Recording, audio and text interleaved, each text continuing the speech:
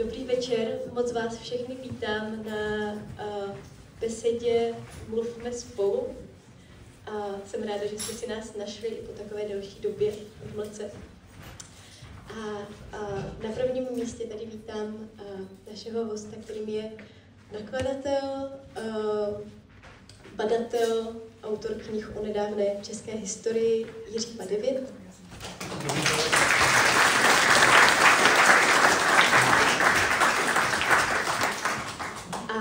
A jak jsem se dozvěděla, tak na přání hosta máme ještě jednoho hosta nebo moderátora, jak to bude chtít pojmout, a to je kněz, historik Tomáš Petráček.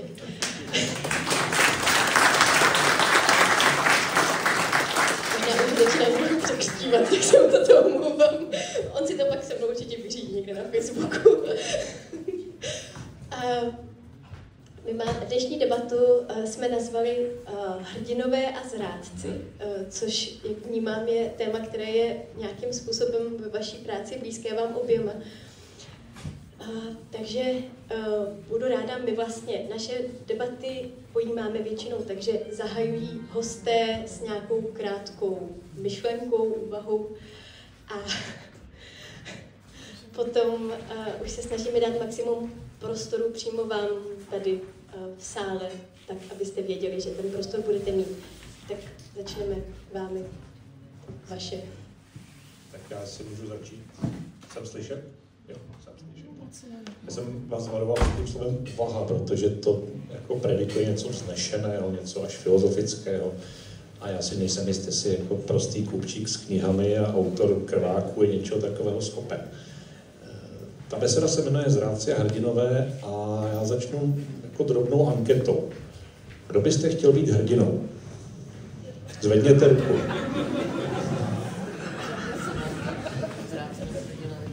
No, všichni ne. Kdo byste chtěl být zrádcem? Se vás pak vyfotím. Takže jako je vidět, že spíš jako tíhneme k tomu hrdinství, než k tomu zrádcovství. Ale problém je ten, a teď vás asi zklamu trošku, že zrádce se může stát, každýho z nás se může stát ten zrádce. Protože to, jestli budeme hrdiny nebo zrádci, si velmi zřídka vybíráme sami. Většinou to za nás vybírají okolnosti, rodinné zázemí, vzdělání nebo sociální postavení v tom nehraje prakticky žádnou roli. A se zeptám ještě konkrétněji. Asi byste všichni, pokud byste si museli vybrat tady z těch dvou postav, tak asi byste všichni raději byli Janem Kubišem než Karlem Čordou. Předpokládám. Jenže jaký je rozdíl mezi Janem Kubišem a Karlem Čordou? Aniž bych zlehčoval postavu Jana Kubiše, kterou já považuji za jednu z největších postav českého 20. století, tak kdybych to úplně zvulgarizoval, tak ten rozdíl je vlastně v tom, že Jan Kubiš včas umřel. Protože my tady máme toho Čordu, a teď to bude úvaha o Čordovi, děkuji. Čorda máme vlastně dva Čordy. Máme Karla Čordu, který se něčím vyučil, který se dostal do armády, který se dostal přes Polsko do Francie, potom do Velké Británie. A ještě než se dostal přes to Polsko dál, tak fungoval jako příslušník finanční stráže, to znamená dneska něco mezi pohraničníkem, celníkem, a převáděl přes hranice do Polska politické uprchlíky, židy, prostě lidi ohrožené nacismem. Potom bojoval stejně jako x dalších vojáků, úplně stejnou formou, úplně stejným způsobem, úplně se stejným nasazením ve Francii, potom se v Británii přihlásil do speciálních operací, byl vycvičen, během toho výcviku se projevoval zase naprosto standardně a pak byl vysazen do protektorátu Čechy a Moravy. A kdybyste neznali příběh Karla Čordy, tak tahle ta jedna věta, byl vysazen do protektorátu Čechy a Morava, a automaticky implikuje hrdinu. Protože kdo z nás by měl odvahu se skočit po velmi krátkém tréninku padákem v noci z letadla někam do úplně neznámého prostoru, kde může být sice vlastenec, který ho přijme do chalupy, ale taky tam může být jednotka SS nebo příslušníci gestapa nebo německá policie. Takže ten samotný akt toho seskoku z toho letadla je zároveň hrdinským aktem a zároveň něčím, co vlastně Čurdu připravuje na ten druhý příběh, na Čurdu zrádce.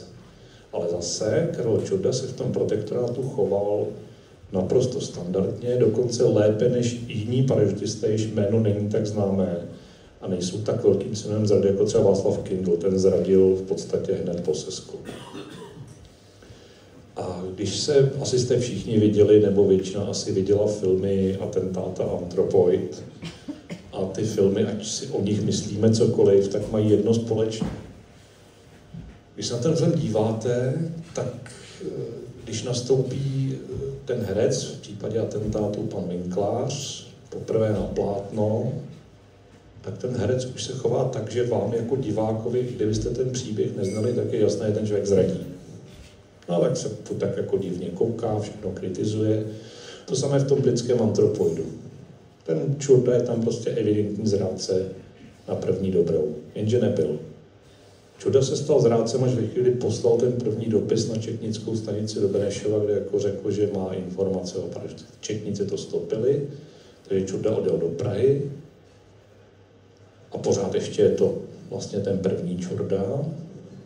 V té Praze přespal u manželů Svatošových a od manželů Svatošových došel ráno na gestapo a udal tam i tu paní Svatošovou, která mu ráno namazala chleba s máslem, nebo s margarínem, nebo s čím. Udal úplně všechny, o kterých věděl. A tady začíná příběh úplně druhého Čurdy, protože ta zrada sama o sobě, ten jeden den té zrady, nebo ty 2 dny možná, nejsou v tom příběhu to nejhorší. Nejhorší je ten další život. Karel Čurda s německým jménem Karl Jerhot, s německou manželkou, se synem, ve službách gestapa a ve velmi intenzivních službách gestapa. To není jenom ta zrada toho výsadku Anthropoid a jeho podporovatelů. To jsou následné 3 roky usilovného, ne ani udávání, ale vlastně provokování vlastenců k tomu, aby mohli více bránit gestapem. Ale ještě prorostlá opilstvím, to je zřejmě tam nějaký jako stud nebo nějaké svědomí asi hrálo roli. A na konci války se Čurda jde udat. Četníci ho vyslechnou a pak ho zase pustí, protože ještě neznají rozměr té Čurdovy zrady z toho roku 1942. Je zatčen o pár dnů později znovu a pak už ho nepustí a pak už ho pověsí. Čili tady jsem chtěl ukázat, že málo kdo je jenom hrdina, málo kdo je jenom zrádce. Velmi často se ty role v tom životě, pokud jste smíkáni takhle tou dobou, velmi často se ty role vlastně střídají nebo dokonce protínají. A pak je tady ještě jeden aspekt, a k tomu se asi dostaneme při besedě, ta úvaha už končí. Při besedě, protože pro někoho může být jeden člověk hrdina a pro jiného může být ten samý člověk zrádce a naopak. Jsem popsal několik příběhů českých fašistů, kteří byli pevně přesvědčeni o tom, že jako konají dobro. Že to se svých vlastí skutečně myslí dobře a dělají pro ně maximum. A když se podíváte okolo sebe, tak takový lidé tady s námi už zase jsou. Tak to byla úvodní úvaha. Dobrý večer. Dobrý večer. Co svítíte? Tak do třetice dobrý večer. Já bych taky představil moderátorku, která bude celý náš tady večer řídit. Noemi Sáričková je tady za právě spolek Mluvme spolu, který to organizoval, a my jsme tuhletu debatu se rozhodli udělat mimo jiné právě proto, že teď jsme měli taková dlouhá desetiletí, kdy člověk byl víceméně sám strůjce a destruktor svého života a tyhle ty otázky, které jsou v centru naší pozornosti, nemusel moc řešit. A teď v posledních letech a měsících se dostáváme do situace, kdy možná zase některé ty dilemata a ty otázky budou aktuální. A není asi nic lepšího, než se na to právě připravit tím, že se seznámíme s těmi příběhy, kde se to právě láme. Miloš Doležal v té své knížce Čorda z hlíny tak pokládá, abych volně navázal, za ten moment zlomu u Čurdy, který ještě v těch výsledcích, těch výsadkářů vlastně patřil mezi ty nejlepší a měl lepší předpoklady než ty ostatní. Za rozhodující moment toho, když právě navštívil svoji rodinu. Když se ocitl doma a najednou to, k čemu byl trénovaný, to, k čemu ty ostatní byli odhodláni, to znamená položit svůj život, nevzdat se a nezradit. To krátké setkání s rodinnými příslušníky, ta jakoby možnost je zachránit, ještě z toho jako nějak ví, ta iluze, že je možný udělat nějaký kompromis, se v něm pohnula a na tom je vidět, jak ta hranice je opravdu tenká, jak stačí někde málo a kdyby se rozhodl nejet domů, tak je velmi pravděpodobný, že by zahynul dole v té kryptě a že my bychom ho dneska oslovovali jako jednoho z těch hrdinů. Ale to, že jednal proti těm pravidlům konspiračním a že udělal tuhletu cestu, byť jako v dobrý víře nebo v nějaký bezradnosti, kterou my musíme jako naprosto chápat, protože ta situace byla extrémní a nikdo z nás neví, jak by v podobné situaci se zachoval, tak tam se to v něm zlomilo a celý se to posunulo. Ale to nic nemění na tom, že právě tyhle ten typ otázek je možný, že před náma je, nebo že už je možná tady a že je dobrý právě o tom přemýšlet a české dějiny k tomu možná bohužel poskytují spoustu příležitostí. Mě při té první otázce napadla takovýto přísloví, že běda zemím, který potřebují hrdiny, že ideální je, když ta země nepotřebuje žádný hrdiny a můžou tam v ní všichni prožít jako normální život, ale tady asi v té naší poloze a situaci se žel těmhletěm problémům nebo těmhletěm rozhodnutím neubráníme. Tak já myslím, že to teda úvahy byly. Děkuji za ně. A mě jste asi nahráli takovou jako otázku, jestli teda kromě toho, že si vyslechneme příběhy hrdinů a zrádců, jestli je teda něco, co by člověk třeba ve chvíli, kdy vnímá, že se může ocitnout v životě před nějakou takovouhle výzvou, třeba ne tak velkou, před jakou se ocitl Čurda, tak že ho může něco takového čekat. Tak jestli jako jsou nějaké teda aspekty toho, co by třeba měl v sobě budovat, jak by se měl připravovat, aby obstál? To je strašně těžká otázka a je strašně individuální. Protože my se můžeme připravovat na cokoliv, můžeme se připravovat na setkání s útočníkem na ulici, můžeme se připravovat na válku, můžeme se připravovat na povodně. A ta realita je pak vždycky úplně jiná. I přesto, že ta situace vlastně modelově nastane, tak její průběh a její jako vyznění je vlastně nakonec úplně než ta příprava. Čili připravovat se asi rozhodně ano. Už já, když jsem byl mladý, tak se říkalo, že optimisté se učí anglicky, realisté čínsky. Ne, pardon, optimisté anglicky, pesimisté čínsky a realisti střílet. Dneska to platí trošku jinak, ale ta realistická střelba tam je asi pořád. Ale nikdy nebudete připraveni. Můžete být předpřipraveni, ale připraveni nebudete, protože až to nastane, tak se teprve uvidí. A to je právě zase, vracíme se k tomu Čurdovi, a k podobným, to je zase ten klíčový moment, ve kterém bychom si asi všichni přáli obstát a neselhat. Ale, jak říká jeden můj kamarád, mě by ty kleště na nechty na tom gestapu jenom ukázali. Jo, jako vždycky to prostě záleží na strašný spoustě faktorů. A já třeba do dneška nechápu, jak mohl Josef Mašín starší vydržet ty výslechy. A nic neříct, respektive ještě přemýšlet a říct jmenovat jenom lidi, kteří už byli buď to mrtví nebo zatčení. On skutečně jako nikoho jiného nemenoval. A že ten repertoár jako mučení gestapa, které pak samozřejmě převzalo StB úplně jako přes kopírák, že byl jako velmi rozmanitý.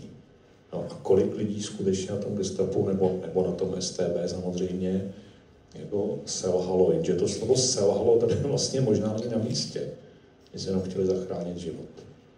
A jako suďme někoho za to, že prostě po té, co vás nenechají 3 neděle vyspat, kdyby to zabilo za 3 dny. Po té, co vás jako každé odpoledne 5 chlapů jen tak po legraci jako hodinu mlátí. Jako, kdo by se nepřiznal, upřímně řečeno. Jo, čili na tohle se asi připravit nedá, ale dá se s tím počítat. Což není to samé, jako se na to připravit. Prostě, jak říkal správně pan profesor, žijeme v době, kdy se nám může zase už stát cokoliv.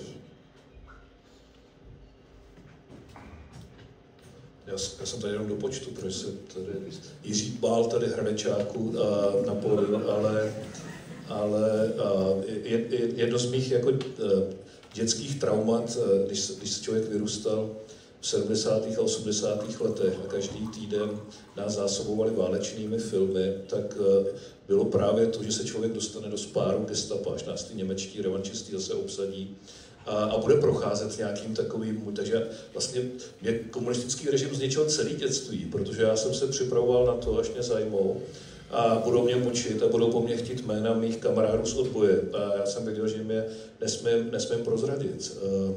A připravoval jsem se na to pomocí různých technik, které jsem studoval, třeba jako byl Felix Maria Davídek, když byl v 50. letech, který říkal o tom, že se musí nějak vystoupit z toho těla a nevnímat to násilí na tom tělu, jako by se to dělo vám, ale to vědomí jako nějak jako vysunout.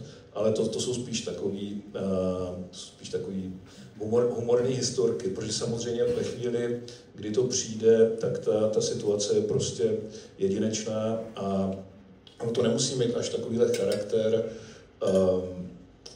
takhle jako extrémně, jak se o tom bavíme.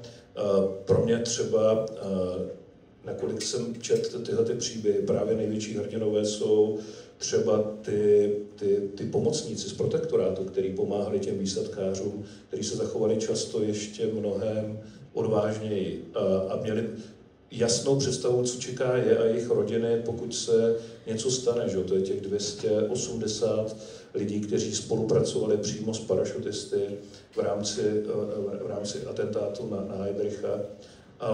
Ale ono to podle mě začíná už mnohem dřív, jako už vlastně teďka. Náš spolek se začal nějak formovat v době, kdy se začaly dělat takový ty shromáždění na protest proti mocenský zvůli ze strany Miloše Zemana nebo Andreje Babiše.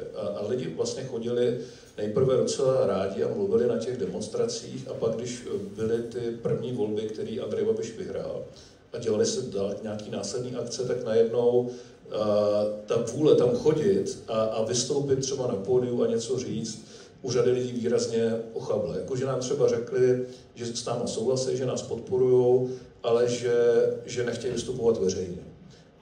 A myslím si, že ty momenty zlomu právě začínají už někde tady. Jako už ve chvíli, kdy člověk se přestane chovat svobodně, už ve chvíli, kdy začne dělat nějaký kompromisy tohoto druhu, tak už připravuje půdu pro nástup nějakého režimu, který může ohrozit jeho svobodu a svobody druhých. A on sám už se připravuje pro to, aby byl schopný v něčem takovým fungovat. A že to, na čem opravdu záleží, už je to, jak se chovám teď a tady. Ani vlastně na vteřinu nepřipustit, že by člověk začal kalkulovat, chovat se jako pragmaticky, cynicky, zbaběle a s takovým tom kompromisním kolaborantským modem. No, to je to první selhání, vždycky selhání sám se sebou, nebo sám v sobě. A já se vrátím k tomu, co tady padlo, protože pro mě jsou podporovatelé antropoidů naprostou elitou, na kterou bychom vlastně měli pořád myslet. Je to zhruba 300 lidí, oni to někteří přežili, jako velmi málo jich to přežilo, někteří to přežili. A možná až 400 lidí, ta síť byla opravdu velmi rozsáhlá. Protože kdyby nebylo tady těch lidí, těch civilistů, žen, mužů, pubescentů, lidí naprosto různých sociálních skupin, lidí různých náboženství, tak by ten útok nikdy neproběhl. Protože Gabčík s Kubišem a další parašutisté by prostě neměli oporu v tom protektorátu. A strávili tady půl roku. A někdo jim musel prát košile, někdo jim musel vařit, někdo jim musel ubytovat. A někdo jim musel ošetřovat. A tohle všechno se dělo samozřejmě pod trestem smrti. A po útoku se to dělo pod trestem smrti pro celou rodinu. A kromě toho, za ohlášení čehokoliv, co by souviselo s dopadením antropoidu, byly vyhlášeny 2 odměny, každá ve výši 10 milionů protektorátních korun, což byly obrovské peníze. A nikdo z těch skutečných vlastenců, z těch lidí, kteří to opravdu dělali jako bez nároku na jakoukoliv odměnu, tak nikdo nešel a toho čurdu ze sebe neudělal.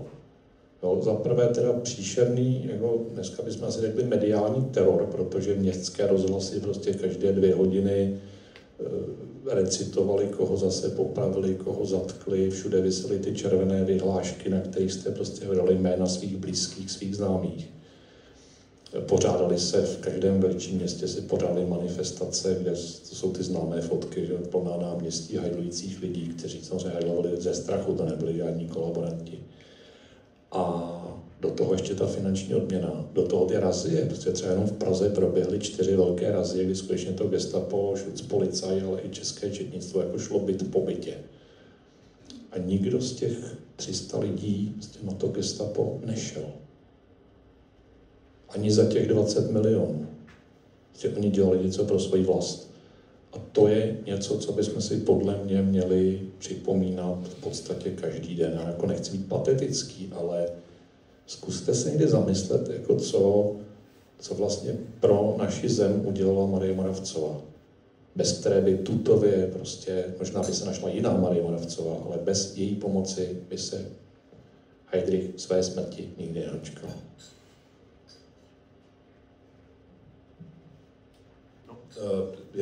Jenom to doplním, že to, co mě na tom fascinuje, je ta samozřejmost, jakou to dělali. Že to prostě vnímali jako svoji samozřejmou povinnost jako občané Československé republiky, že je samozřejmý, že jdou do toho rizika, že obětují životy svých a svých druhých, protože věřili ve svobodu a věřili ve svobodu své země. A i když museli nějak jako vnitřně bojovat, nebo určitě měli nějaké myšlenky, že by měli být opatrnější, nebo že by možná to neměli dělat, ale tam to často je přítomný, že to dělají ty lidi jako intuitivně a bez váhání. A ten typ mentality je něco, co si myslím, že nám tady jako dneska do jisté míry chybí, nebo se o něm aspoň tolik nemluví, které je patrné třeba na tom československém odboji za druhé světové války a kterým si zaslouží nějakou kultivaci a vyslouvání těch věcí naplno. Mně z tohoto hlediska i třeba chybí. My jsme měli s Josefem Plaskotem, když to vypadalo, že by se na Hradě mohlo něco dít, tak jsme měli takový sezení s představiteli Hradu, ještě tam byla tenkrát kancléřka Bohralíková, a já jsem jim položil otázku, vy vážně chcete jako okamžitě hnedka první rok po Zemanovi dělat klasický předávání státních vyznamenání 28. října. To chce přece nějaký předěl, ne? To chce nějak jako oddělit potom, koho vyznamenával jako Zeman. Přece nemůžete to udělat znova. Pojďte to udělat tak, že to dáte tyhle skupině lidí. Jako kolektivně to dostanou tyhle místní podporovatele parašutistů, těch 270 nebo 300 lidí. A budou to jenom oni, že? A tím se vytvoří nějaký jako přeryv, že? A bude možný začít jako s čistým stolem po 2 letech zase vyznamenávat lidi těmi vyznamenáními, aniž by se to museli stydět vzhledem k tomu, kdo to dostával předtím. Bohužel to jako nedopadlo. Oni se tvářili, že to je nějak úplně mimo jako jejich typ jako přemýšlení, ale jinak než tyhle ty příběhy a ten typ myšlení znova vrátit do společnosti, tak si myslím, že jiná cesta moc není. No. A ještě jedna podstatná věc, že všichni ti lidé žili, to, co se bavíme, se dělo v roce 41 a 42. Čili v době, kdy skutečně, jak říkali náckové, Německo vítězilo na všech frontách. Čili jste řekl, občané Československa, to Československo v tu chvíli neexistovalo. A nikdo si nebyl jistý, jestli ještě někdy existovat bude. Čili to nejsou jako partizáni, kteří se dali do odboje v dubnu 1945, když už to jako bylo víceméně jasný. ale to jsou lidi, kteří prostě žili v naprosté temnotě a i přes tu temnotu byli ochotni pomoci. To je další zásadní aspekt, který si jako velmi často neuvědomujeme, podle mě. A s tím, pardon, ještě s tím vyznamenáváním, no, já si myslím, že Miloši Zemanovi se povedlo hodně a jedna z věcí, která se mu jako velmi povedla, kromě přelévání alkoholu do láhví pro hosty, podobných taškařic, tak se mu opravdu povedlo diskreditovat státní vyznamenání. Ono se mu totiž povedlo diskreditovat i vlastně Českou republiku jako takovou. Povedlo se mu diskreditovat vlastenectví. A je to jeden z lidí, kteří přinesli do veřejného prostoru prostotu. A je to něco, co jako otevřelo brány dalším podobným jako typům, kteří dneska ve veřejném prostoru už v podstatě převládají a na které my jsme strašně hodní, protože si místo používání celkem zažitého slova lež, jako vymýšlíme slova jako dezinformace, aby jsme nikomu nemuseli do očí říkat, že lhář. A já si myslím, že to slovo lež nám teď ve veřejném prostoru vlastně jako strašně chybí. Protože lhát je dneska vlastně úplně normální a nikoho už to netankuje. Já jsem moc ráda, že máme opravdu plodnou debatu, je to vidět, že to stojí se to mít dva hosty.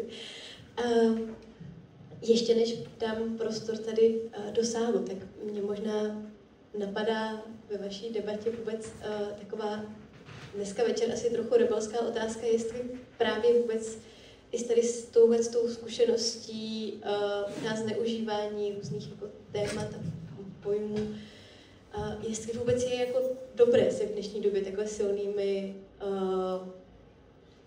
slovy, jako je hrdinství, zrada, zabývat právě i kvůli tomu, že pak může dojít i k jejich jako únosu různými politickými představiteli a možná jako změně toho narrativu úplně. Tak jak tohle vnímáte? Jak si myslíte, že je vůbec jako dobré přistupovat k takové jako opravdu jako emotivním oblastem dějin?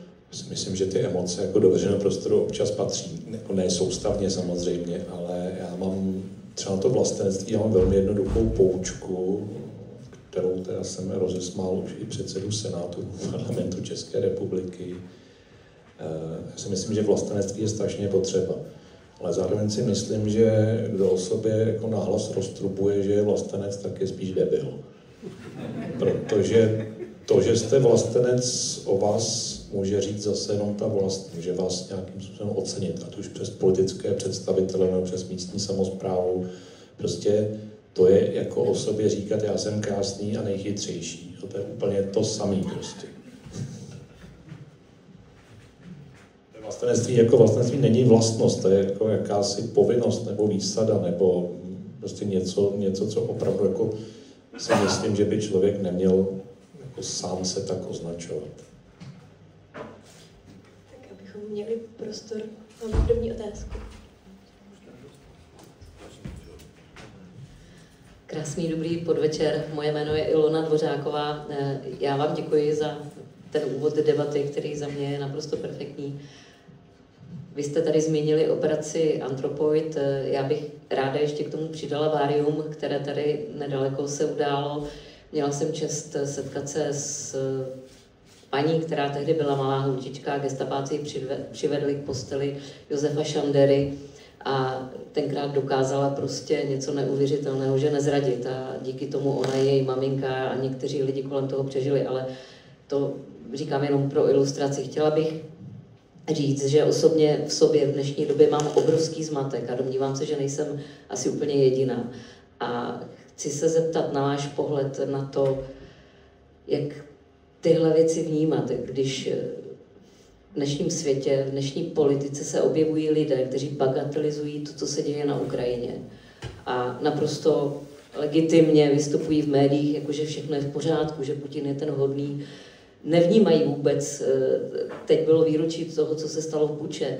Každý den vidíme, kolik lidí zemřelo, rodin s dětmi a tak dále a tak dále. Jak je vůbec možné něco takového akceptovat a kde je ta míra právě v té společnosti, kdyby toto přece nemělo existovat, kdyby se mělo jasně pojmenovat, tohle je přece zrůdnost, tohle je, to je vražda, to nepatří do civilizované společnosti. Jak může vůbec se vyskytovat ve veřejném prostoru někdo, kdo toto obhajuje a dostává od médií naprosto skvělým způsobem na to mandát. Pojď, tady nám k tomu něco řekni. A ten člověk je schopen zpochybnit všechno to, co se děje. Říkám to i z toho důvodu, že jsem i trošku otřesená, tak jako asi možná tady většina lidí tím, co se děje i ve Spojených státech, co se děje z hlediska třeba našich partnerů NATO a dalších věcí. Nechci mluvit dlouze, jenom toto jsem chtěla říct, vlastně, že ty obrovské pochybnosti ve mně jsou a asi nejsem jediná a jak se s tím vyrovnat a co udělat pro to, aby ten svět dokázal pojmenovat věci pravými jmény. Děkuji. Vy jste tady zmínila ty Spojené státy, tak tam je to, já myslím, že můžeme být Spojeným státům teď vděční za ukázku toho, že inkluze opravdu funguje. Že i imbecil se může stát prezidentem Spojených států. To je naprosto zásadní. A k tomu Rusku a k těm jeho českým, slovenským, maďarským podporovatelům, to je úplně jedno, tak pokud jsem dobře informována, myslím, že vy taky, tak Ruská federace zařadila Českou republiku na seznam nepřátelských zemí. Takže kdo v České republice podporuje Ruskou federaci, tak je vlastně zrádce. Podle mě to je naprosto jednoduchá rovnice a je potřeba to těm lidem říkat prostě do očí. A myslím, že v některých politických debatách, dokonce i na soukromých televizích, to ti demokratičtí politici těm různým Putinovým poskokům jako říkají poměrně jasně. A to je možná dobrý kompas, koho volit. Lidí na tuhle retoriku prostě dokáže naskočit. Já bych tomu jen dodal, že tady podle mě je zásadní problém, že ta demokracie nemá sebevědomí, aby se dokázala účinně bránit. Existuje takový skvělý německý seriál Babylon Berlin a tam je velmi dobře ukázán. Nejlepší seriál na světě.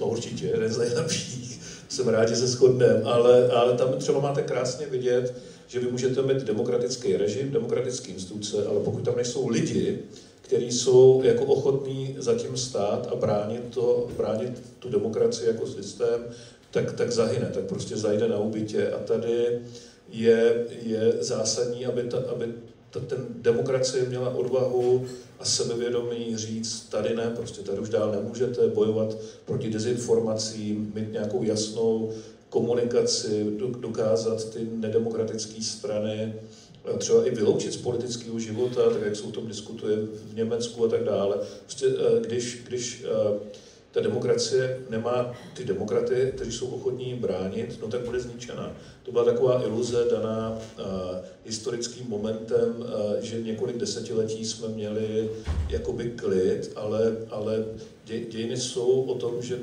ty různý jako mocný nebo ideologicky motivovaný hnutí se snaží tu demokracii ohnout a změnit a nastolit nějaký jiný režim. A pokud ji nebudeme mít jako vůli bránit, no tak ta demokracie tady nebude. Budeme tady mít nějaký autoritářský režim.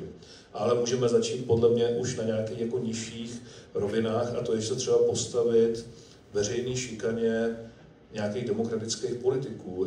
Mně třeba přijde jako nesnesitelný, stejně jako je ta propaganda jako proruská, nebo jak se šíří, no to, co třeba říká Okamura o Ukrajině a podobně, o nich mluví, jsou to ukroparaziti a takový. To mně přijde jako totálně za hranou něčeho, co by ta společnost mohla akceptovat, ale stejně tak mi přijde jako nepřijatelný, jak jsme se smířili s tím, jak tady zase ty stejní politici systematicky roky šikanovali předsedkyni parlamentu, až je vlastně jako vyšikanovali ven jako z politiky.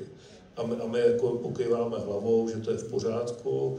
Oni si jako jasně vybrali jako cíl, že jo, řekli si, a teď budeme všichni útočit na Adamovou Pekarovou a opravdu jako otrávili, stejně jako to udělali na Slovensku se Zoranou Čaputovou.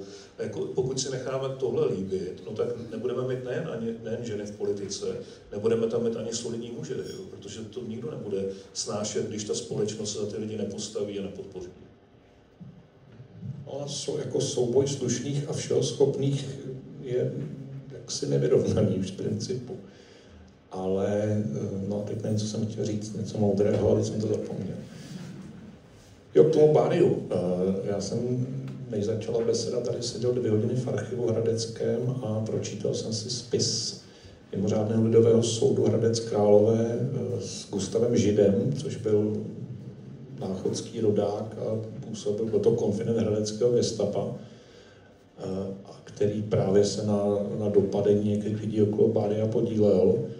A tam je strašně zajímavé, že jeho otec byl v tu dobu, kdy Gustav Žid mladší donášel gestapu, tak Gustav Žid starší byl příslušníkem československé armády ve Velké Británii. A přežil to, vrátil se, Gustav Žid byl po válce zatčen, ten mladší, ten syn. A ten otec psal dopisy na všechny strany, že přece jeho syn nemohl být konfident gestapa, protože on byl v té zahraniční armádě, čili zase je tam určitá jako projekce. A jo, zase vidíte, že ta rodina na to má vliv i na tohleto. A co dělat? No, co dělat? Vidíte, kolik jako racionálně uvažovat především. Ověřovat si zdroje. Jako stačí se fakt rozjednout po sociálních sítích a vidíte, kolika lidem se, nebo jak se daří té ruské propagandě přes různé naše prostředníky, tady padlo jméno Tomia Okamury, jak se daří prostě udělat lidem opravdu bramboračku v hlavě.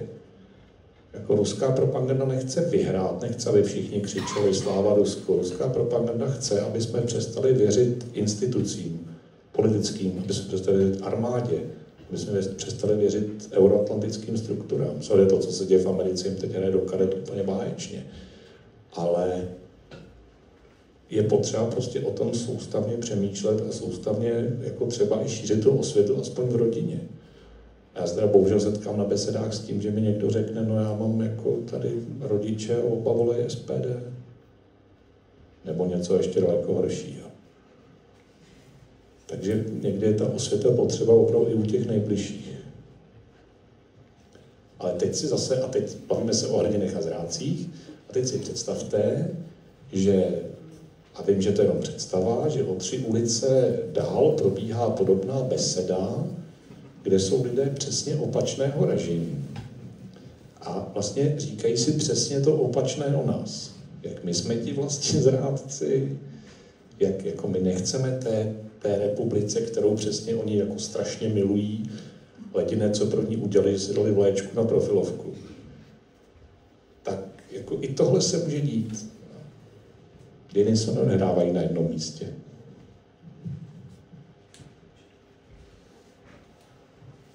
Jinak pokud si chcete aspoň trošku třeba ulevit a zasmát se, tak můžete sledovat na Facebooku Jiřího Padevěta a jeho vtipné komentáře některých vlasteneckých výroků a činů.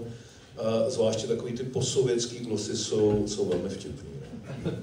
Takový ty kvízy, že jo, co vidíte na obrázku. Já jsem jenom chtěl říct, že jsem, jak se říká, že demokracie je jakoby slabá, neumí se bránit, tak mi přijde, že někdy i liberálové jsou jako, mají sebevražedné sklony, nebo jsou prostě příliš kritičtí, chtějí jakoby toho nejideálnějšího z ideálních. Jestli jste zaznamenali, já teď možná neřeknu přesně, ale v Bulharsku prezidentský volby, myslím, který nějak zrušil ústavní soud. V Rumunsku. Protože ty volby provázely nějaký kampaně na sociálních sítích z podivných profilů a tak dále a ten výsledek byl jako diametrálně jiný, než byly předvolební odhady. A spousta komentátorů u nás v Česku už jakoby varuje, že takovýhle zásah toho ústavního soudu je nebezpečný a tak dále. Takže kde je jakoby potom ta hranice, když se chceme bránit těm zásahům zvenku, tady třeba v případě nějaký té ruské kampaně, a zase být jako dodržovat ty principy prostě demokratický, že prostě lid si zvolil a tak dále. Já se neobráním jako citovat ten velmi známý citát Tomáše Garrigua Masaryka, že demokracie je diskuze.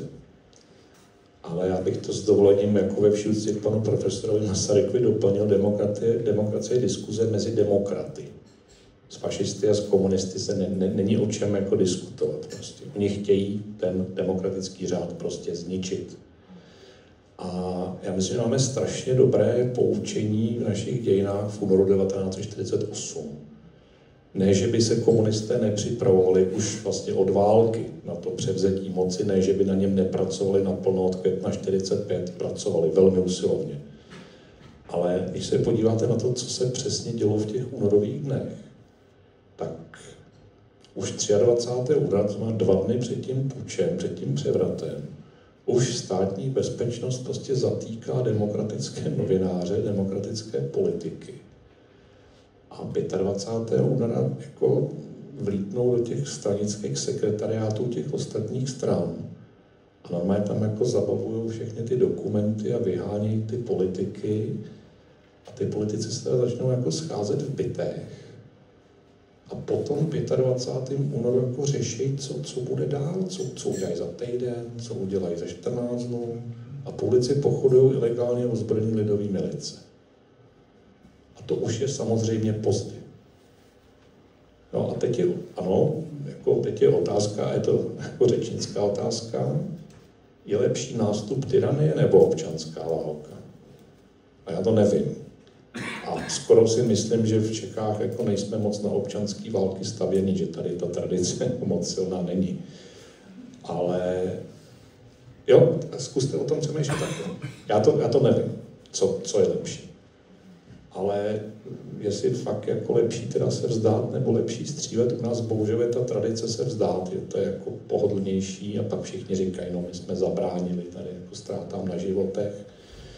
38. to samý, prostě ne, že bych teda srovnal přímo 38 a 48, a ten rok 38 zase tady je prostě všeobecný trend společnosti se těm náckům bránit. A bránit se jim, prostě, ano, z vojenského hlediska samozřejmě, a teď je to kdyby, všechno je to samozřejmě spekulace. Z vojenského hlediska bychom se bránili týden, 14 dní, možná měsíc, kdybychom byli hodně úspěšní. Otázka, co by dělali vojáci maďarské národnosti, co by dělali vojáci německé národnosti, ty, co už neutekli k Freikorpsu. Ale bránili bychom se. Jo? Není lepší dostat přes držku a pak se teda otřepat, než se jako vzdát a říkat si, co doba, měli jsme se vzdát a jako proč. Ještě 1. října 38, to znamená ve chvíli, kdy už jako Wehrmacht obsazoval Sudety, tak za Benešem přišla delegace, která chtěla přeci jenom ještě jako zahájit ozbrojený odpor. A je strašně zajímavé, že v té delegaci byl Emanuel Moravec, Klement Gottwald, Ladislav Rašín, jako velmi různorodá společnost. A Beneš samozřejmě se jako bojovat nechtěl. Což zase lidsky je asi pochopitelné. Byť já bych teda byl spíš za ty, co by se bránili rozhodně. A ještě mám k tomu takovej jednoduchou matrici k přemýšlení. Kdybychom se bývali bránili, zase znova je to spekulace, a byli bychom poraženi samozřejmě vojensky a někteří vysocí důstojníci Československé armády by padli. A dneska by v Hradci bylo náměstí, a nejenom v Hradci, v jiných městech bylo náměstí Josefa Mašína a z něj by vedla na jednu stranu ulice Radole Gajdy a na druhou stranu ulice Emanuela Moravce. Že by všichni padli spolu v boji proti nacistům. Že všichni se bránit chtěli a z jednoho se stal fašista, ale za protektorátu podporovatel odboje, z jednoho se stal symbol kolaborace, z jednoho se stal národní hrdina, kterého komunisti vymazali z dějin potom. Stačí takhle? Já jsem se zase rozvinul někam úplně jinam, to občas to. Já jenom na tu Krištofovou otázku, nemyslím si, že by jako demokracie byla bezzubá nebo se neuměla bránit. Timothy Snyder píše, že právě v tom souboji ty lži a pravdy ona jenom potřebuje udržovat tu nakloněnou rovinu, kterou jí lehce nakloněnou, kterou jí poskytuje nezávislá justice, nezávislý tisk, veřejnoprávní tisk, silný univerzity, silná akademie, aby právě byly ty kritéria a ty instituce, které to dokážou rozlišit, nebo které dokážou nastavovat nějaký jako hodnotový rámec. Ale tady právě třeba, když tady zmiňujeme ty československý klasiky jako Masaryk a Čapek a podobně, tak oni třeba kladli takový ten důraz na to každodenní hrdinství a jedno z nich může právě spočívat v tom nenechat se otrávit, že? Protože jedno z takových velkých pokušení je přestat se zajímat o veřejné dění, vykašlat se na politiku, nechodit k volbám, říct si, všechno je jako stejná špína, že na ničem nezáleží a už jenom třeba čelit tyhle únavě a tomu pokušení si jenom se stáhnout nějakého soukromého života a řešit si jenom svoje nějaké životní problémy, tak to vyžaduje nějaký typ jako široce definovaného hrdinství.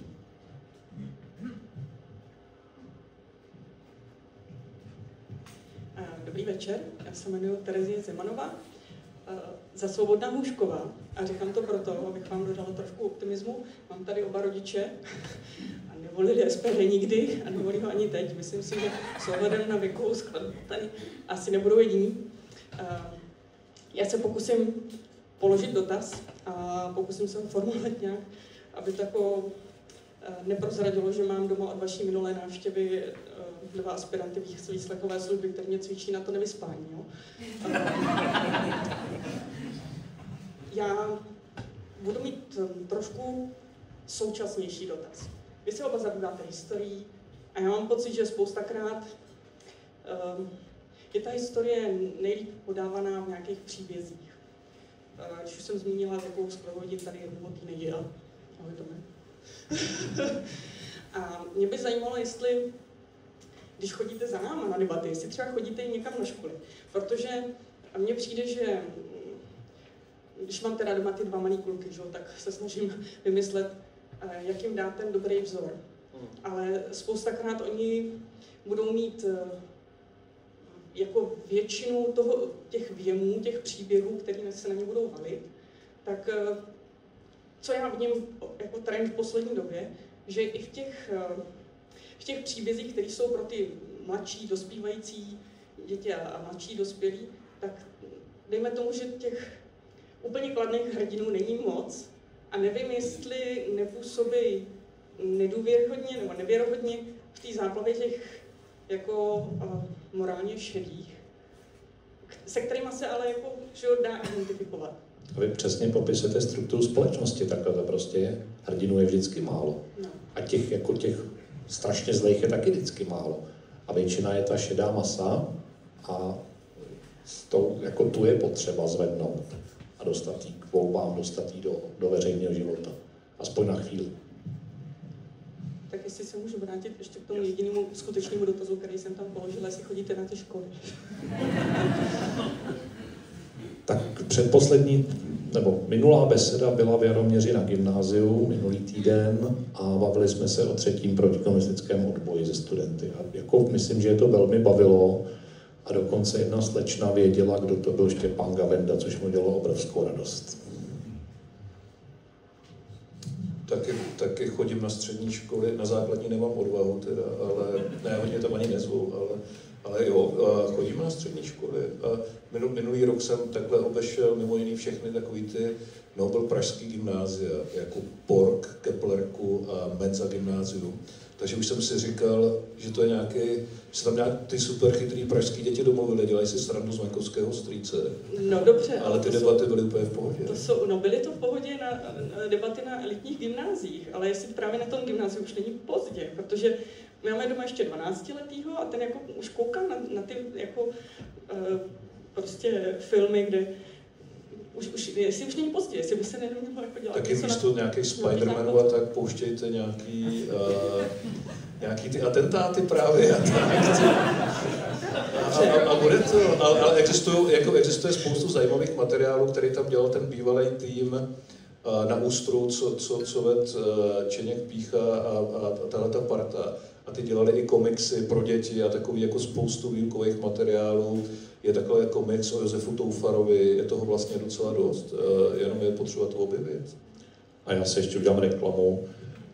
Vždycky mi říkají, často mi říkají dějepisáři právě na školách, že používají ve výuce ty moje seriály, teď se to jmenuje Kruté století, teď je úplně nový seriál, takže si dejte odběr všichni. A předtím to byla ta Krvavá léta, kterých je natočených asi 120 dílů. A ono to děti baví, protože to má jenom 5 minut. a hýbou se tam obrázky a ten strejda ještě legrační, co to vypráví. Takže ve výuce to používám velmi často a jako když se to dá pustit i doma, tak je to možná úplně nejlepší a dá se k tomu hned tomu dítěti jako ještě něco vyložit od rodiče, což si myslím, že pořád ještě ve spoustě rodin autorita.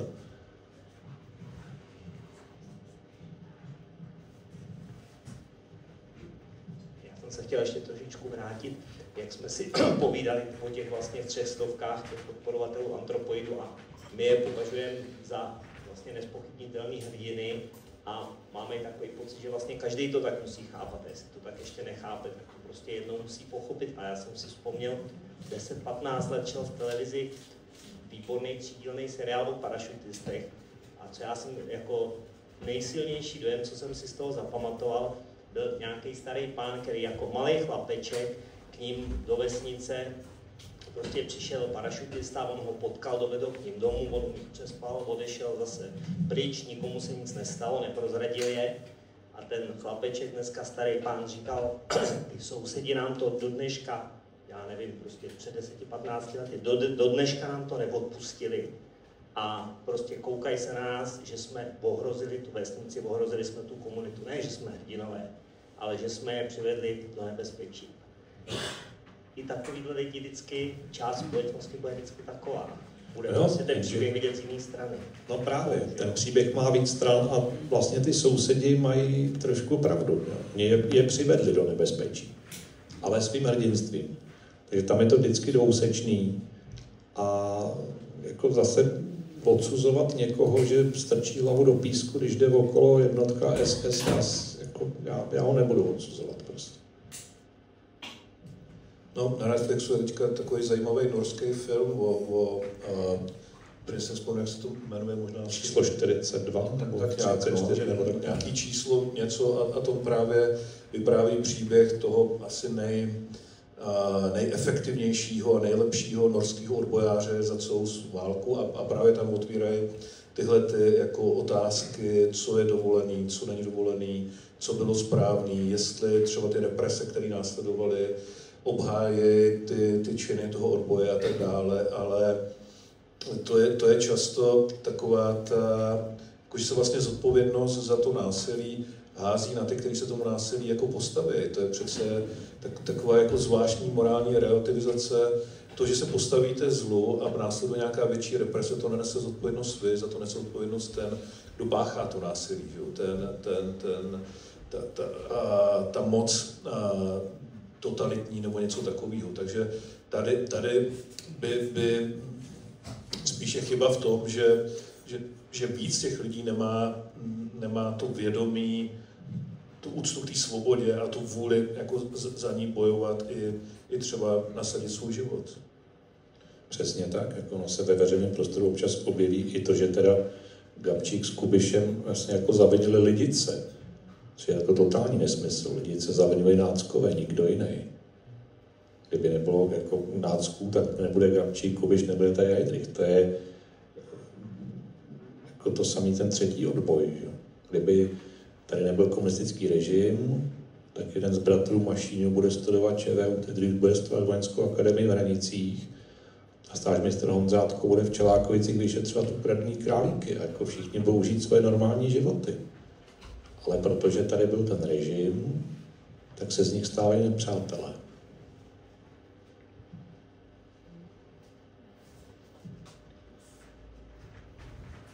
Já to zkusím bez toho.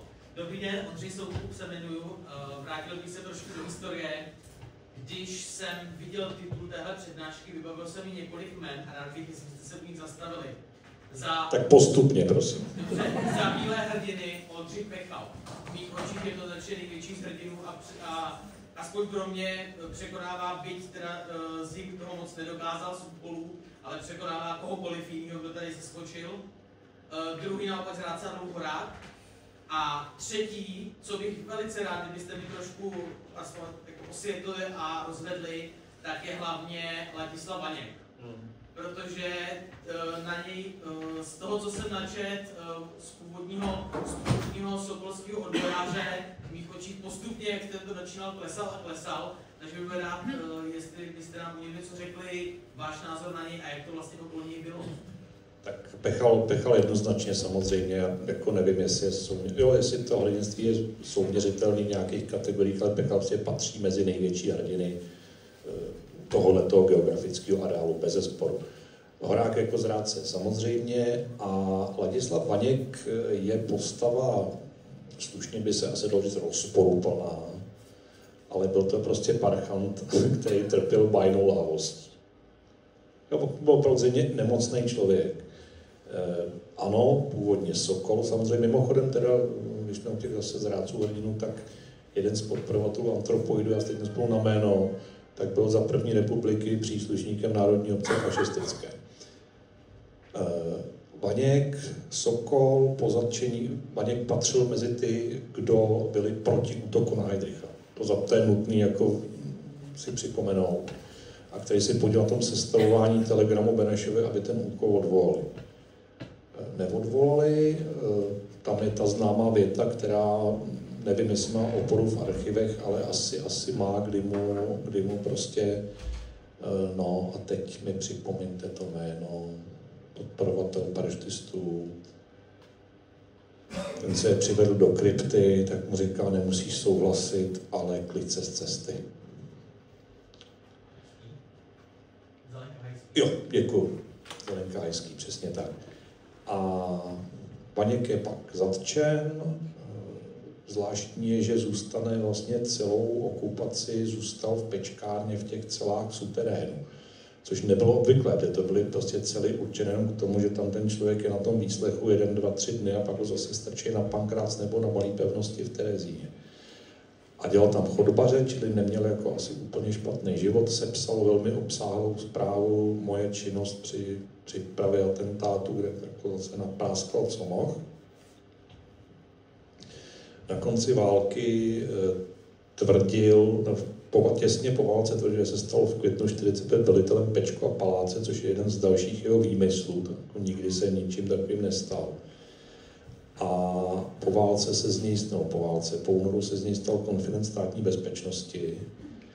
A pak si začal jako fakt už vymýšlet a třeba jako v 60. letech psal do novin, že byl svědkem útoku na Heydricha převlečený za invalidu na vozíku a že to celé nafilmoval. Tak tomu nemohl věřit ani Miroslav Ivanov. A tihleti dva muži spolu pak dokonce jako vedli občanský soudní spor někdy nevím jestli v 60. v 70. letech, kdy se navzájem jako obviňovali z toho, kdo o tom atentátu jako lže a kdo o něm píše špatné knihy, to neví ten Ivanov.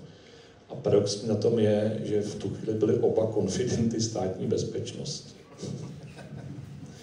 Takže za mě Ladislav Vaněk jako velký mínus, tam se asi nedá říct, že to byl zrádce, prostě to, podle mě to byl jako takový ten vykuk klasický, který hodlal jako vybruslit z každé situace. Myslím, že se tomu lidově říká, kam vítr, tam plášť.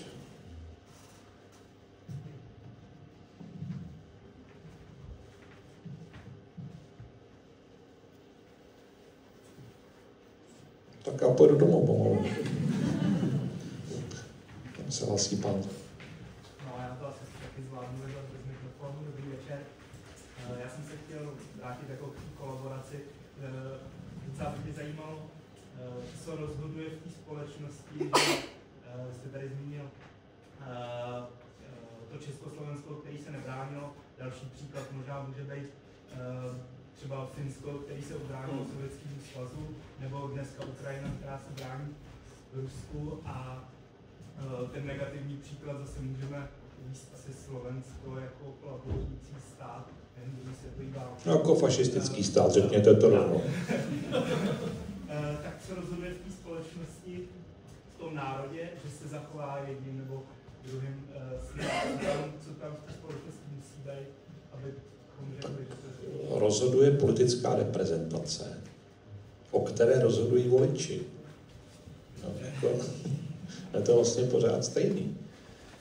A jako to, jaký ten stát bude, já třeba jako pořád nechápu, už se mi to jeden hungarista snažil vysvětlit, a nechápu, jak může mít Maďarsko ze svých zkušeností z roku 1956 jakoukoliv příchylnost k Rusku.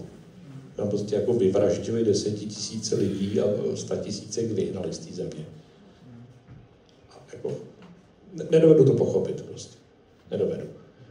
Slovensko tam jako zase je zvláštní to, že teda jako v 41. se připojili k operaci Barbarossa a táhli až někam na Krym. A teď jsou zase na straně Ruska pro změnu teda. Oni teda, slovenská armáda byla vlastně druhou armádou po Wehrmachtu, která začala druhou světovou, protože útočili už na Polsko v září 1939 Slováci. A proč jsme se my nebránili? No, protože jsme měli špatnou politickou reprezentaci, která v rozhodujících chvíli nedokázala říct, teď teda ta demokracie musí na chvíli skončit, teď jsme v ohrožení. A generálové, tady máte klíče a postarejte se. To se podle mě mělo stát. A nestalo se to a někteří z těch generálů to pak jako logicky vzali za špatný konec vlastně. Takže asi určitě nezáleží na národu. Jo? Jako nemůžeme říct, Češi jsou takový a Slováci jsou, to je podle mě blbost. Jako nějaký společný znaky samozřejmě máme, protože máme společnou historickou zkušenost, máme společný geografický areál, máme společný jazyk.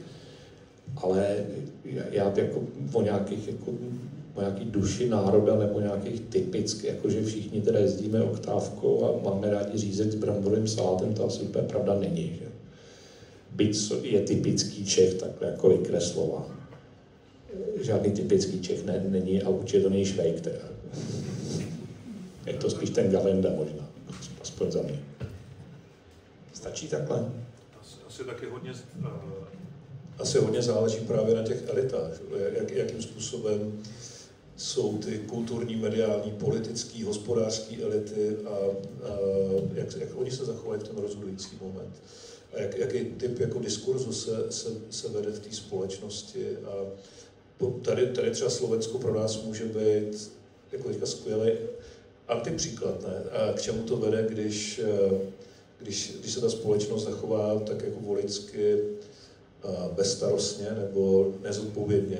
A kdybyste o tom chtěli mimochodem diskutovat s takovým mimořádným znalcem, tak 23. května na další naši besedu přijede František Mikloško, 80-letý veterán boje proti komunistickému režimu, který je pořád ještě poslanec na Slovensku, takže přijede 23. května a budeme se ho moc ptát, no, jako, jak se to stalo, že Slovensko je tam, kde je a jestli z toho existuje nějaký východisko a v čem bychom se třeba mohli my poučit, aby jsme neskončili ve stejné křeči jako tam, kde mimochodem už poslanci Smeru řeší rokový koncerty a výstavy v Národní galerii. Jo.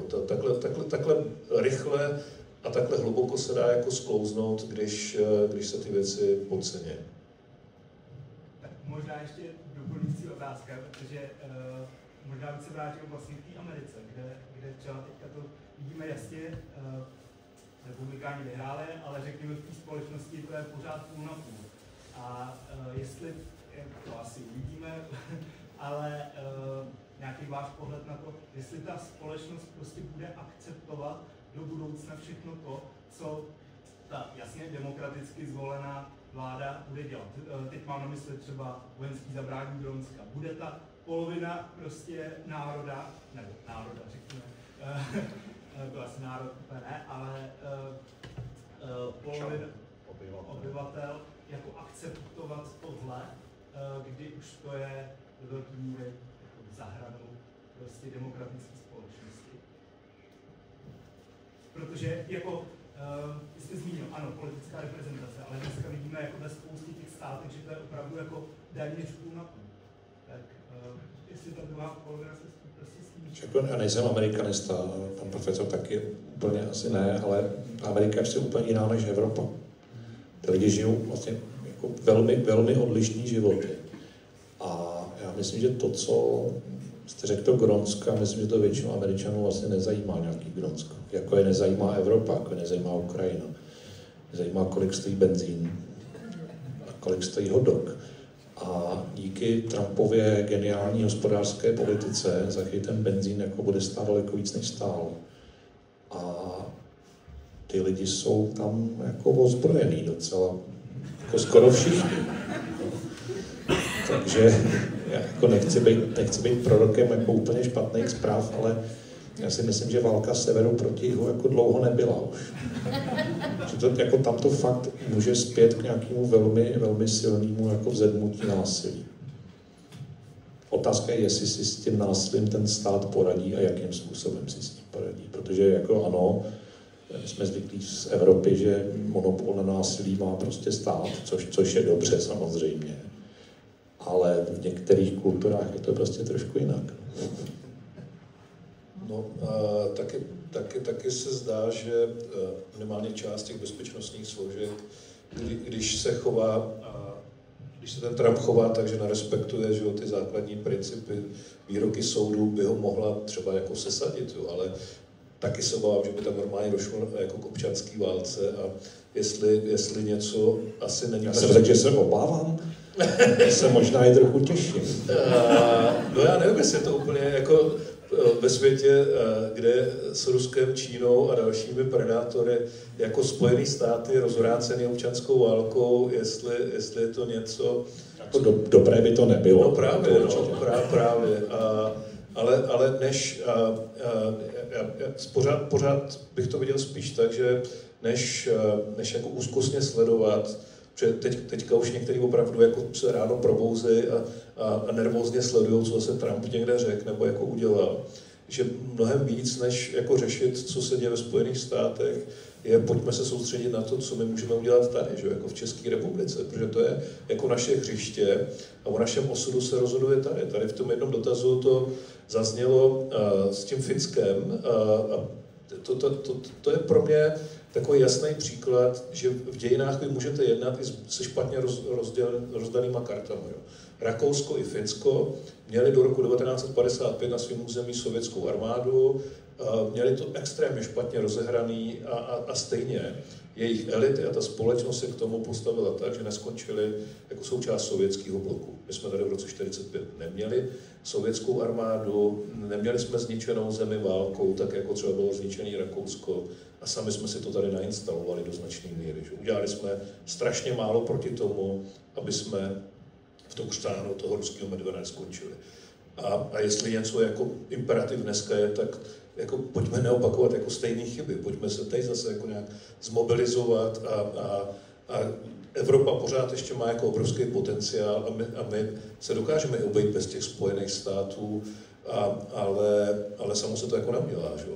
Spíš než jako řešit Ameriku, bych řekl, že bychom měli teďka jednoznačně podpořit nějaký razantní vytvoření federalizované Evropy, alespoň s těmi, kteří to budou chtít, že? S Německem, Polskem a s Francií, prostě s tím jádrem, který do toho chtějí jít.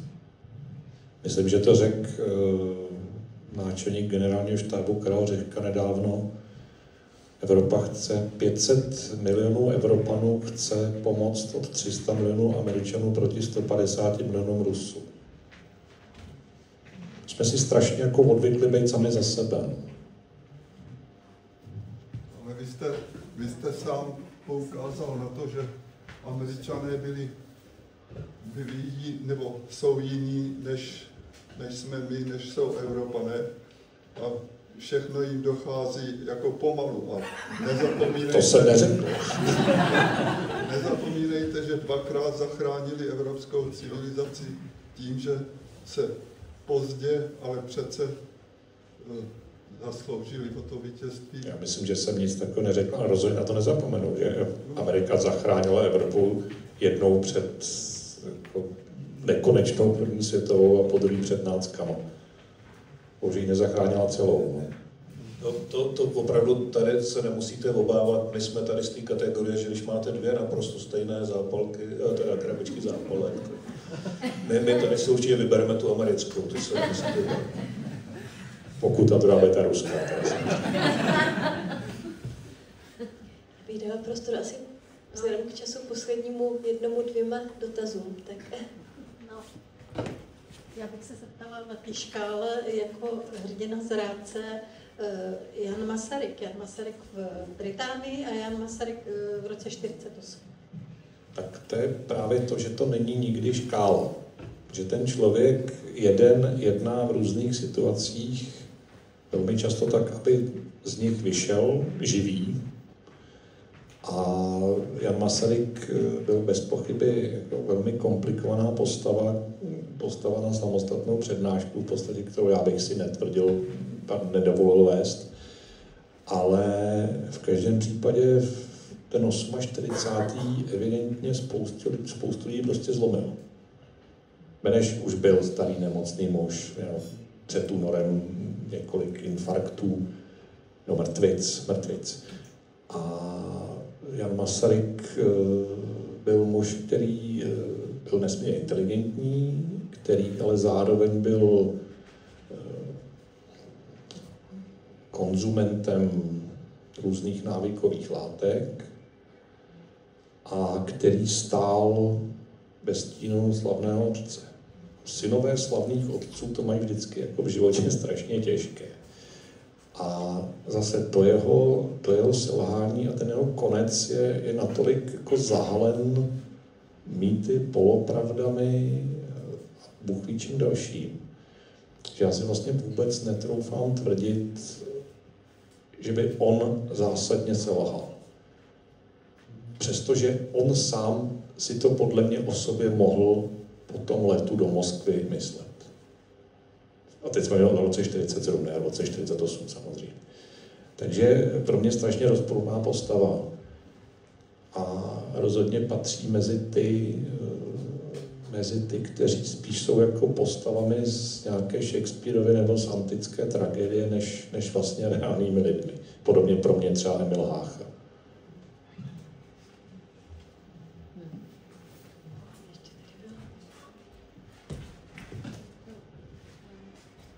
Irena Obstová, dobrý večer. Já jsem se chtěla zeptat trošku z jiného soudku. My jsme tady teďka mluvili hlavně o takových těch velkých hrdinech, ale jestli vidíte jako hrdinství i to přijmout třeba rozhodnutí a nepopulární rozhodnutí. Já nevím, třeba spůjčím teda toho prezidenta Beneše, který měl opravdu těžkou úlohu, když musel rozhodnout, jestli bojovat nebo nebojovat s tím, jaký, řečeno s Donaldem Trumpem, měl karty v ruce. To znamená třeba to vyjádření Chamberlaina, složení parlamentu v té době v Čechách a podobně, nebo v Československu a podobně. Tak jestli není možné na takovýhle lidi, kteří musí dělat tyhle rozhodnutí a předvídat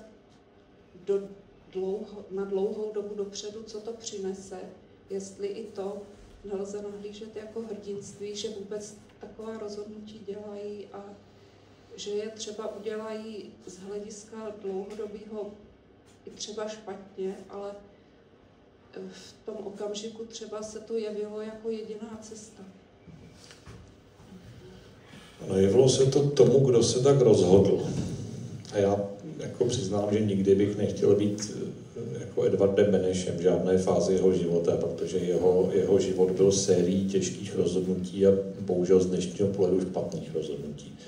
Vy asi mluvíte o tom, že kdyby bývali jsme válčili, tak bychom bývali měli ty lidské ztráty a měli bychom rozbombardovanou Prahu, Hradec Králové, jaká další města.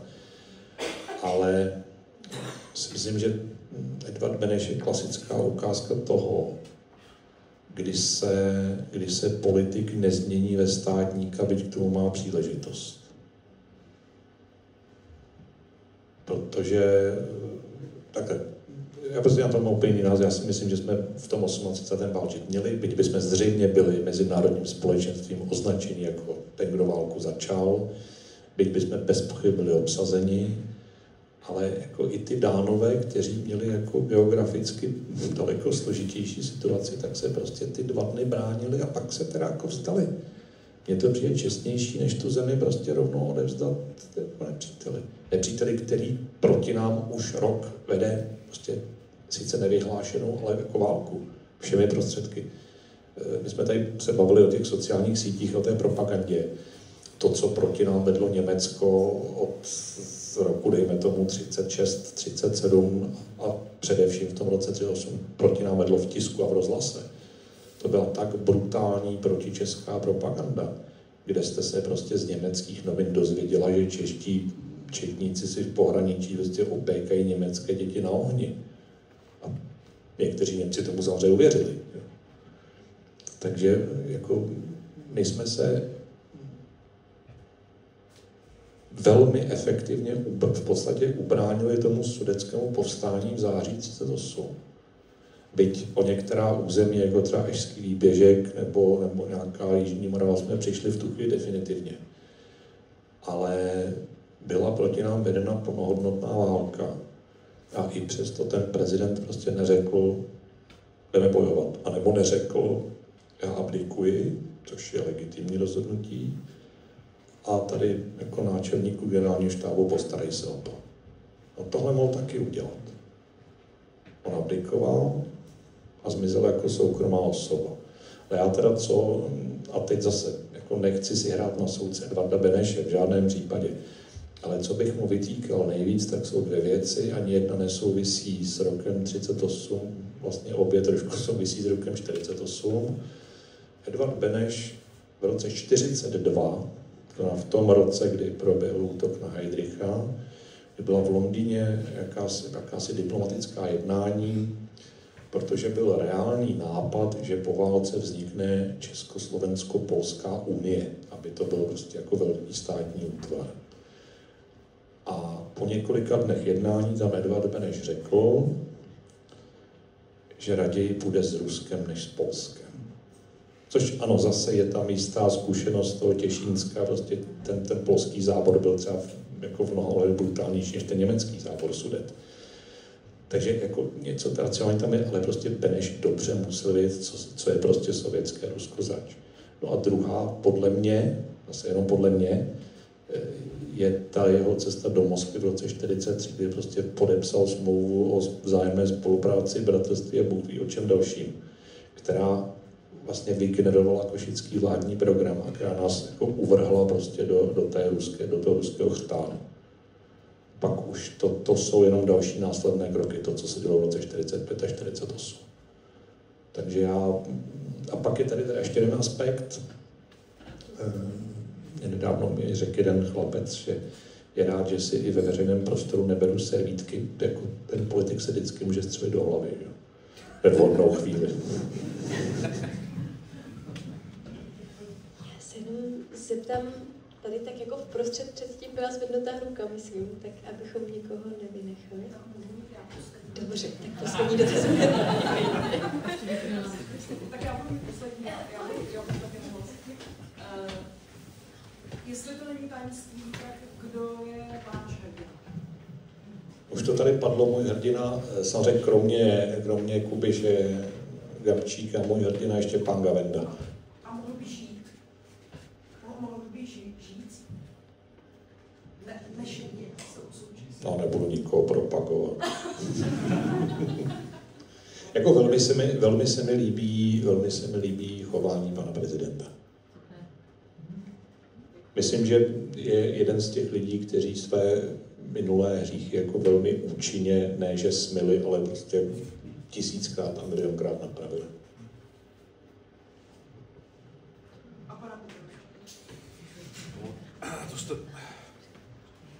To jste mě zaskočila jako hrdina z minulosti, to je jako velká plejáda, my jsme už tady o nich mluvili. Jeden z nich je určitě páter Burian, což byl takový kněz, který převáděl přes hranice. Je pistolník. Je pistolník, přesně tak. A nebo jako takový ultimátní hrdinové, jako je ten polský odbojář Witold Pilecký, člověk, který se nechal dobrovolně zavřít do koncentračního tábora, aby zjistil jako relevantní informace a vynesl to, tak to jsou prostě podle mě jako lidi, kteří dělají správné věci. bez ohledu na to, jaký to má pro ně důsledky. A ten princip jako té obětavosti a té ochoty prostě dělat ty věci, i když to něco stojí, tak to má jako obrovskou cenu. A ještě na to doplňme jednou větou k tomu českému hrdinství. Všimněte si, že my ve společnosti v tom veřejném prostoru jako snáze přijímáme mučedníky než bojovníky. A nevím, jestli to je tím 38. nebo čím to je, nevím. Pánové, já si dovolím položit 2 otázky, úplně poslední. Chci vám poděkovat. Ta jedna 2 otázky nemůžou být poslední, jedna z nich bude poslední. Dobře, tak ta druhá bude poslední, ta první bude předposlední. Já bych se chtěla zeptat na jednu věc, která mi dlouhodobě vrtá hlavou, protože spousta historiků, politologů a lidí, kteří se pohybovali dlouhé roky v politice, tak říkají, že se nacházíme ve velmi podobné situaci, která byla před druhou světovou válkou. Zajímalo by mě váš pohled na to, proč, když ta válka přinesla taková zvěrstva, se z ní nedokážeme poučit jako lidstvo. Proč tyhle věci nedokážeme vyřešit. To je první. A ta druhá je, blíží se parlamentní volby, tady je velká spousta rozumných a zajímavých lidí, ale kolem nás nejsou takoví všichni. Jak přesvědčit ty, kterým teď vlastně nahrávají různé průzkumy a jsou rozhodnuti volit ty lidi, jejichž jména tady padly, ať je to Okamura, Babiš a tak dále. Jak je přesvědčit o tom, že to není ta dobrá cesta? Děkuji. Já jsem zapomněl tu první otázku. Proč se lidi nedokázali poučit. Tak zaprvé jste tam položila zase, nebo ti lidé, o kterých mluvíte, položili nějakou historickou paralelu, já to moc nemám rád. Byť je sám tak někdy použiju, ale jako to, že teď je situace podobná jako před první světovou válkou, není to úplná. Druhou. A vy jste řekla první možná. Ale i to je jako nesmysl. Ty síly jsou úplně jak rozložený, ten svět vypadá naprosto jinak, než vypadal v roce 1938 nebo 1939. A proč se to opakuje? Proč jsou pořád války? Proč jsme na sobě pořád nosní? No, protože jsme lidský druh a ten je prostě takovej. Já jako po tom, co jsem všechno napsal a vypadal v archivech, tak jako nemám o lidském druhu sebemenší iluzi. Vůbec žádnou. Uklidnil jste mě, děkuji vám. My se máme s manželkou strašně rádi, ale máme 2 zásadní rozpory. Ona si myslí, že lidé jsou v zásadě dobří, já si to nemyslím. A pak teda ona má radši Google mapy, já mám radši mapy.cz. A ta druhá otázka, jako, no, co s nimi? Tak některé možná přesvědčíte. Já mám dobrou zkušenost s tím, že i třeba pokud někdo je na vás jako až brutálně hnusný na sociálních sítích, a pokud se s ním máte možnost potom setkat tváří v tvář, tak je to úplně o něčem jiném. Ty sociální sítě prostě jako otvírají stavidla hnusu a nenávisti lidé, kteří si myslí, že jsou pak jako nedohledatelní, ale nejsou. Ale pokud budete chtít přesvědčovat o čemkoliv člověka, který věří, že když vypije salo, tak si vyléčí rakovinu, a věří, že Putin je geniální státník, tak toho člověka prostě o ničem nepřesvědčíte, ten je ztracen. Takže je potřeba pracovat s těmi, kteří v té hlavě ještě nemají úplný burguláš. To je trošku problém na pozici političky, ale děkuji. Tak. I politici musí pracovat s materiály, který mají k dispozici. Já vám moc děkuju. Vím, že by asi ještě bylo spousta dotazů, ale čas nám pokročil. A pokud byste chtěli nějaké své jiné dotazy položit jinému hostu, tak už tady zaznělo, že 23. května budeme mít další besedu s Františkem Mikloškem. Předpokládám, že nebude v Artičoku, ale v zakristii kostele Panny Marie, tak to bude ještě možná trochu zajímavé místo. Jste tam všichni srdečně zváni. A já poděkuji dnešním hostům. Rádo se stalo. Děkujeme, byli jste skvělé, dobré.